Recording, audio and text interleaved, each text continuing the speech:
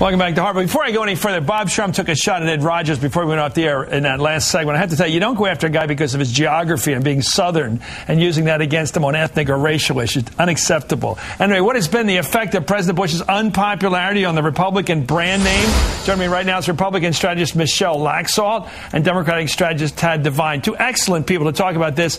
You know, I do think that the Stevens conviction yesterday was probably one more bad piece of news for the Republican Party. Your karma is off, my dear.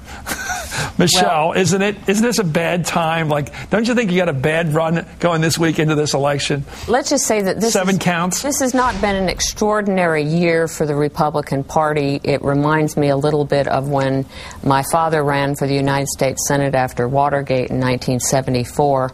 And you may or may not remember that after President Ford pardoned... Was that the time he won or the time he lost? He won. Against Senator Reid, but who remembers? Sorry, Harry. But he was one of two Republicans only elected to the Senate after Watergate. So the Republican Party rebuilt. Has it been a bad year? Yes. Is Ted Stevens a different case? Yes. Am I prejudiced? He was my first boss. Yeah. I know Ted Stevens. Ted Stevens is an honest man. And the people of Alaska are not going to rely upon a jury in the District of Columbia to tell them whether they were right or wrong about the man. I will bank on that. Absolutely. So he gets reelected. I believe he'll be reelected, and he will also win on appeal. Well, that may well be. The second point is a point of law, which I think that Brendan Sullivan, his brilliant lawyer, might win on. But I think the electorate in Alaska has been hit with a bit of bad timing here. Tad, let's look at these races, all of them right now. I'm looking at them all. Ted Stevens up in Alaska, Norm Coleman out in Minnesota facing a surprisingly strong threat now from Al Franken. Right. Elizabeth Dole in big trouble in North Carolina. Gordon Smith, a very good senator, in big trouble in Oregon. Mitch McConnell, the leader of the party in the Senate, being challenged heavily in Kentucky. Sununu, well, let's say this, in big trouble up in New Hampshire. Chambliss in surprising trouble down in Georgia. And Wicker in Mississippi, who was appointed to the seat of Trent Lott, he's got a challenge. Is it possible the Democrats can sweep those 8 seats? Yes.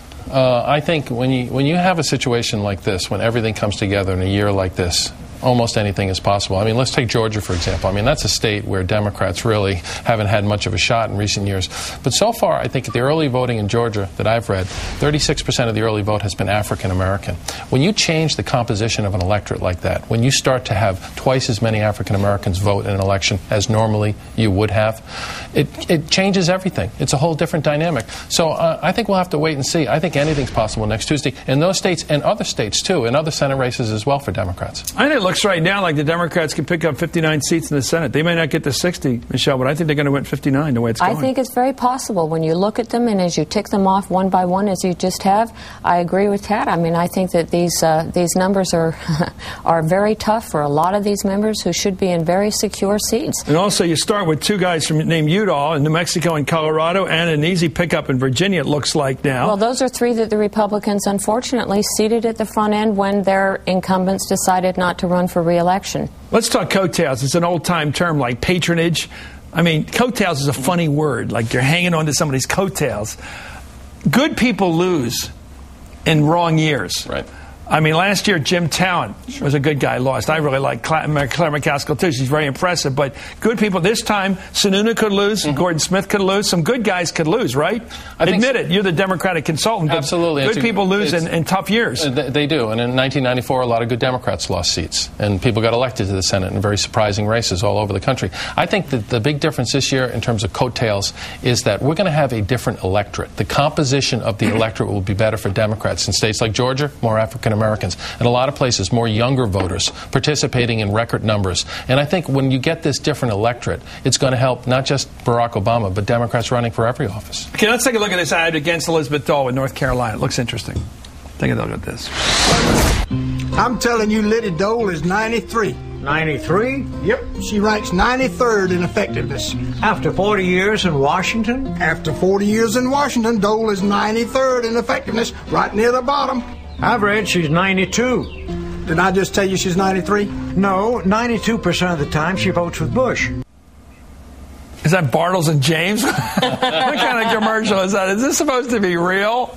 I don't know. It's so hokey. It is hokey, but hokey. You think bottom of the list is bad? You remember it, and you've just run it. Yeah, 92, 93, whether she's that bad. One guy says she may not be the worst, but she's close to it. I think her problem is she got elected to the United States Senate from a state that she grew up in, but then left for a long time, and then she never went back there for 6 years. Yeah. And it's killing her.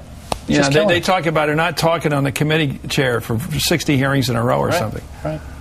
And by the same token, you made a point a little bit earlier that good people lose in some elections. Sure do. But remember Ronald Reagan in 1980. He brought in a lot of Republicans into the Senate who arguably were sort of oddball boneheads who were out 6 years later. Lost 6 years later.